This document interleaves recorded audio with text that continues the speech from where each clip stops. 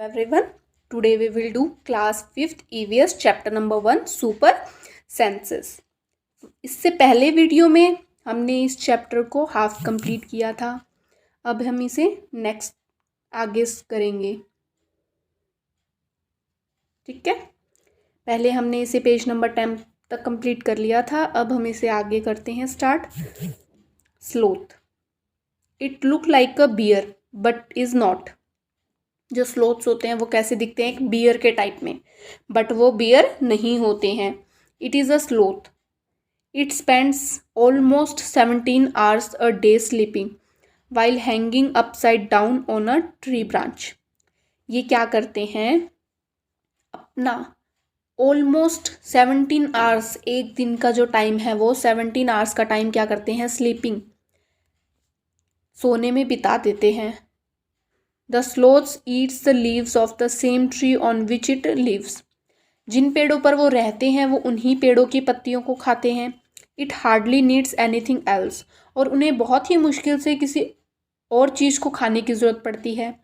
When it has eaten enough leaves from that tree, it moves to the nearby tree. जब वो जिस पेड़ पर रहते हैं उसकी अधिक यानी कि ज़्यादातर पत्तियां वो खा चुके होते हैं, तो पेड़ से पत्तियां ख़त्म हो जाती है, तो वो क्या करते हैं? पास के ही किसी दूसरे पेड़ पर मूव कर देते हैं, दूसरे पेड़ पर चले जाते हैं. Sloths live for about 40 years and in that time they move around only 8 trees. Sloths क्या करते हैं? 40 ईयर्स तक जीते हैं और इस टाइम के अंदर वो क्या करते हैं? सिर्फ 8 ट्रीज पर ही वो मूव करते हैं, यानी कि वो सिर्फ 8 पेड़ों पर ही रहते हैं. Once a week it come down from the tree to relieve itself. किसी एक हफ्ते में वो कम डाउन नीचे आते हैं ट्री पर से. ठीक है, वो भी अपने आप. अब आप उसकी पिक्चर यहाँ पर देख सकते हो.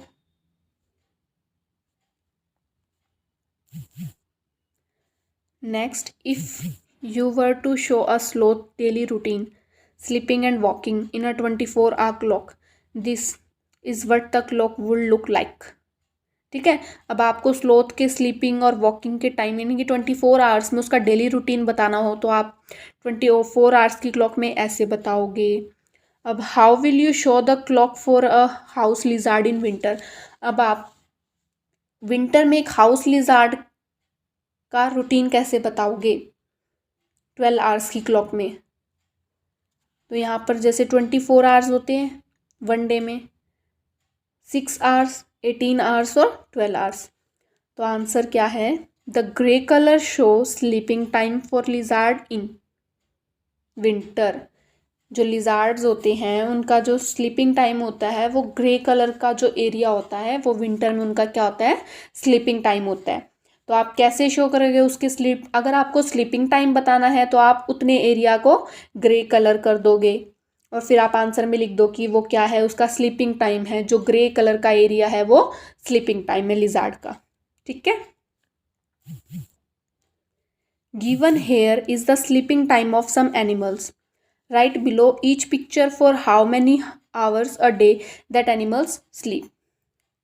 नीचे जो है स्लीपिंग टाइम दिया हुआ है कुछ एनिमल्स का और हमें नीचे जो पिक्चर है each picture for how many hours a day that animal स्लीप्स, और हमें नीचे आवर्स लिखने हैं कि एक एनिमल्स एक दिन में कितने आवर्स स्लीप करता है. ठीक है, अब यहाँ पर जो स्लीपिंग टाइम है, यहाँ पर काऊ है. अब काऊ कितने टाइम स्लीप करती है? 4 आवर्स. पाइथन कितने टाइम स्लीप करता है? 18 आवर्स. जिराफ 2 आवर्स और कैट 12 आवर्स. ठीक है. Question number 35. When you see different animals, do you have any questions about them? Make a list of 10 such questions.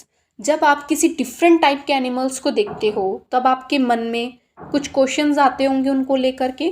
तो वो क्या क्वेश्चंस हैं? ऐसे आपको 10 क्वेश्चंस की लिस्ट बनानी है. ठीक है, तो अब हम आंसर देखते हैं. ऐसे 10 क्वेश्चंस कौन कौन से हैं जो हमारे मन में किसी डिफरेंट एनिमल्स को देखकर आते हैं. Yes, when I see different animals, many questions come to my mind. Some of them are as follows. हाँ, जब मैं किसी डिफरेंट टाइप के एनिमल्स को देखता हूँ तो मेरे मन में बहुत से क्वेश्चंस आते हैं और उनमें से कुछ क्वेश्चंस ऐसे नीचे दिए हुए हैं. First question, can they talk with each other, क्या वो सभी से बात करते हैं।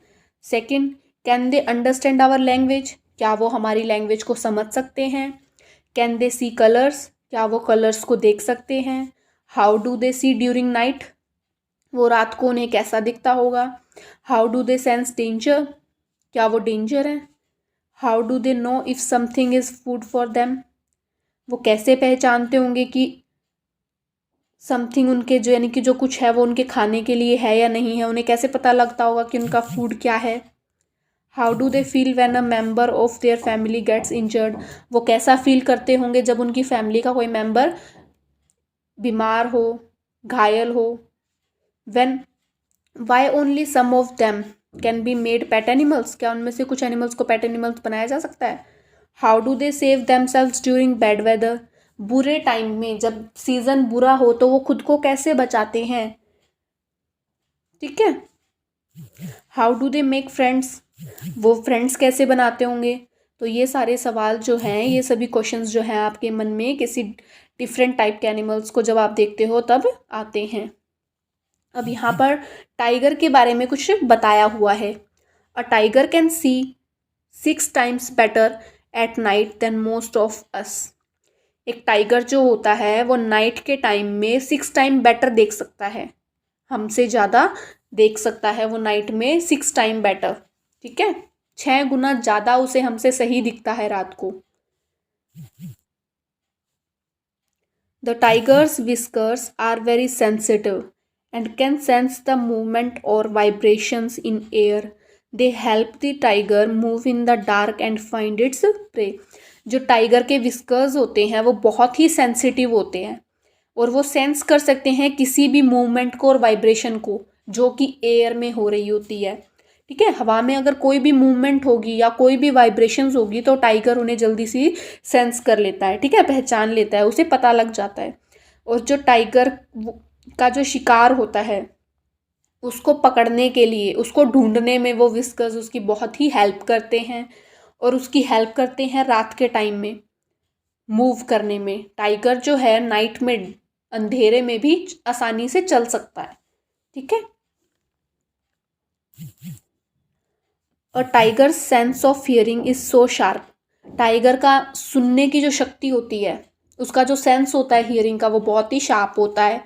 That it can make out the difference between the rustling of leaves and the sound of an animal moving on the grass, उसे किसी भी लीव की रस्टलिंग की साउंड और अगर ग्रास पे कोई भी एनिमल मूव कर रहा है तो उसे उनका डिफरेंस जो है आसानी से पता लग जाता है। The ears of the tigers can move in different direction and this helps to catch the sounds from all around. Tigers के जो ईयर्स होते हैं वो बहुत डिफरेंट डायरेक्शंस में मूव करते हैं। ठीक है, और इससे टाइगर को क्या हेल्प मिलती है कि वो चारों तरफ से किसी भी साउंड को आसानी से कैच कर सकता है। Tigers make different sounds for different purpose, like when it is angry और to call out to a tiger. It can also roar or snarl. It roars can be heard up to 3 kilometers away. Tigers भी जो है वो अलग अलग different sounds निकाल सकते हैं, अलग अलग पर्पस के लिए अलग अलग साउंड जनरेट कर सकते हैं। जब वो गुस्सा होते हैं, एंग्री और to call out to a tigress, जब वो गुस्सा होते हैं और उन्हें किसी टाइग्रेस यानी कि किसी फीमेल टाइगर को बुलाना हो तो वो अलग टाइप की आवाज़ निकाल सकते हैं। जब उन्हें रोर करना हो तब उनकी आवाज़ अलग होती है, जब उन्हें भूख लग रही होती है तब उनकी आवाज़ अलग होती है। और जब टाइगर रोर करते हैं, जब टाइगर घुर्राते हैं तो उनकी आवाज़ जो है वो 3 किलोमीटर तक सुनाई देती है, क्लियरली 3 किलोमीटर दूरी तक कोई भी इंसान या कोई भी एनिमल उसकी आवाज़ को सुन सकता है। Each tiger has its oven area which में कवर सेवरल किलोमीटर्स, हर टाइगर का अपना अलग अलग एरिया होता है कुछ किलोमीटर तक। Tigers mark their area with their urine, और जो टाइगर्स होते हैं वो अपने एरिया को कैसे मार्क कर देते हैं, अपने यूराइन से।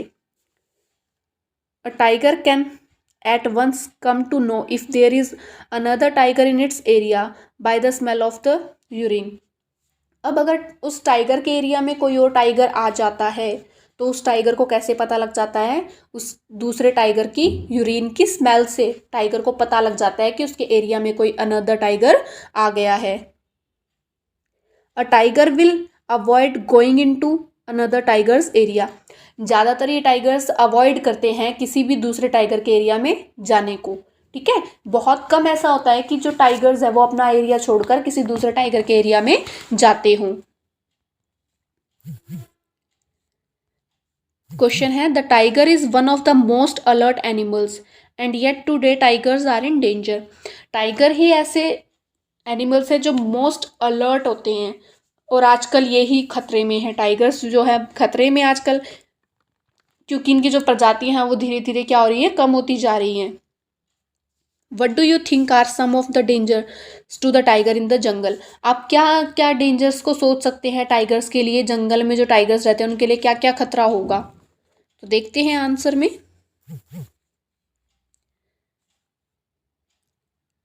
Answer number 36, hunters and poachers are the biggest threats of for tiger. जो हंटर्स होते हैं, शिकारी जो होते हैं, वो जानवरों के लिए सबसे बड़ा खतरा होते हैं और टाइगर्स के लिए तो बहुत ज़्यादा। दे किल टाइगर्स फॉर स्किन, और वो क्या करते हैं, टाइगर्स को मारते हैं। जंगलों में जो टाइगर्स रहते हैं, हंटर्स क्या करते हैं, उन टाइगर्स को किल करते हैं। किस लिए? उनकी स्किन के लिए। और Lions is more powerful than tiger, और जो लायन होते हैं वो बहुत ज़्यादा पावरफुल होते हैं टाइगर से। And can be a danger for tiger, और वो टाइगर्स के लिए एक डेंजर होता है। लायन भी जो है एक डेंजर ही होते हैं टाइगर के लिए। Large scale destructions of forest is another major danger for the tiger. अब फॉरेस्ट जो है धीरे धीरे कम होते जा रहे हैं, ये भी एक खतरा है टाइगर्स के लिए। अगर फॉरेस्ट ही खत्म हो जाएंगे तो टाइगर्स कहाँ पर रहेंगे? ठीक है, तो ये भी टाइगर्स के लिए एक टाइप से खतरा है, क्योंकि उन्हें रहने के लिए जगह नहीं मिल पाएगी। और जो शिकारी होते हैं वो टाइगर्स को मार देते हैं उनकी स्किन के लिए, उनकी स्किन को बेचने के लिए। ठीक है, next question, can human being also be a threat to animals, how. अब हमें बताना है क्या ह्यूमन बींग्स भी एनिमल्स के लिए खतरा है? कैसे? देखते हैं आंसर में।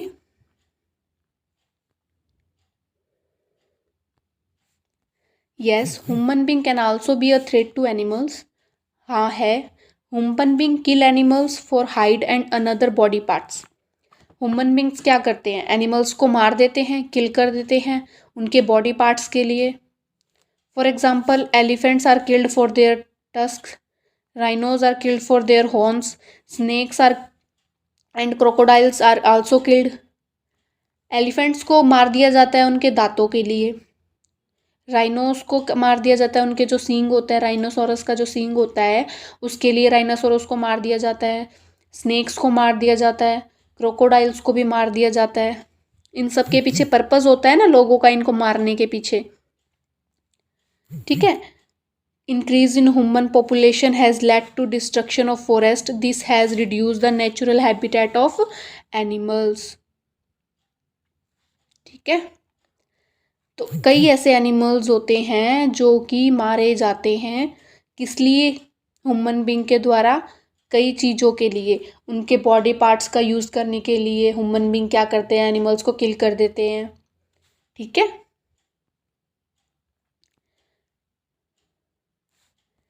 Do you know that today many animals are killed and their parts are sold.